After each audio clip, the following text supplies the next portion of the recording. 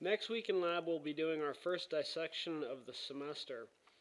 We'll be dissecting a sheep brain as well as a beef spinal cord.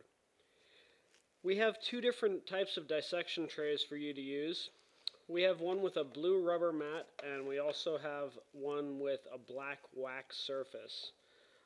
In the case where we may pin something open, the black wax surface tends to do a little bit better. The blue dissecting trays tend to be a little bit easier to clean at the end of lab.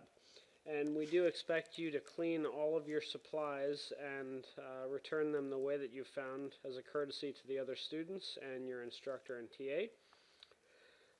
So once you've chosen a dissecting tray, you will be given a sheep brain and a beef spinal cord to dissect, and you'll use the following tools to basically do your dissections.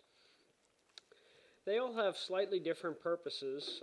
We'll start with the two different types of scissors. So we have a scissors with a blunt end, and we also have a scissors with a pointy end.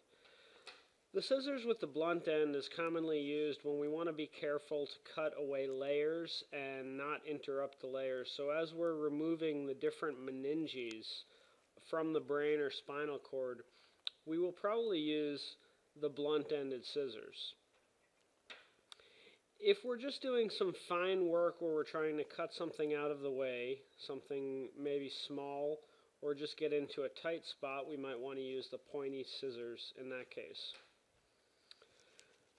The next two objects are the sharp probe, and this is good for either pointing to a specific location or maybe teasing away part of a layer. So we may pull at one of the meninge layers to get underneath there, and this probe will allow us to get into a small space to tease off a layer. The blunt probe is also a good object for pointing, and the blunt probe can be used to work away layers of fat as well as other things that we don't want to interrupt or tear something, but we might just want to move it out of the way. The blunt probe is also great for putting through different types of holes or passages in organs to not disrupt the tissue, but to see where maybe that hole might lead.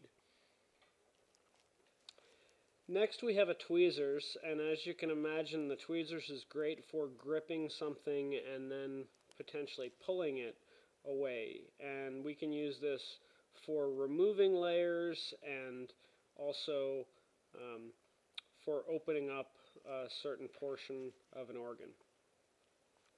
And finally we have the scalpel, and the scalpel is very, very sharp.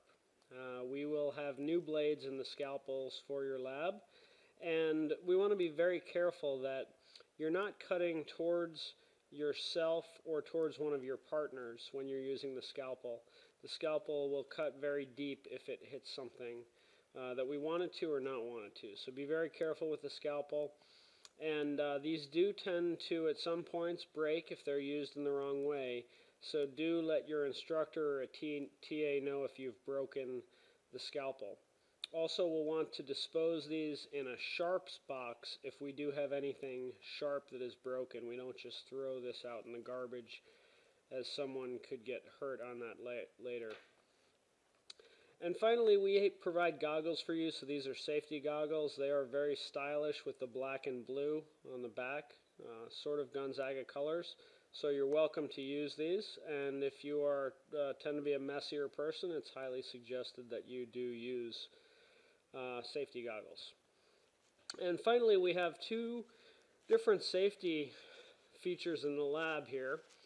And you will notice this big yellow structure that is actually used to do two different things. First, we have the ability to wash your eyes, and with this one you would basically just stand with your face over those two little holes there and hit this foot pedal down on the bottom, and that will enable you to have a nice eye wash to wash out whatever chemicals may have gotten in there. And then the other one is a drench shower, which is going to dump a bunch of water down on your head from this little device up here. Looks like a shower head, just by pulling down on this handle.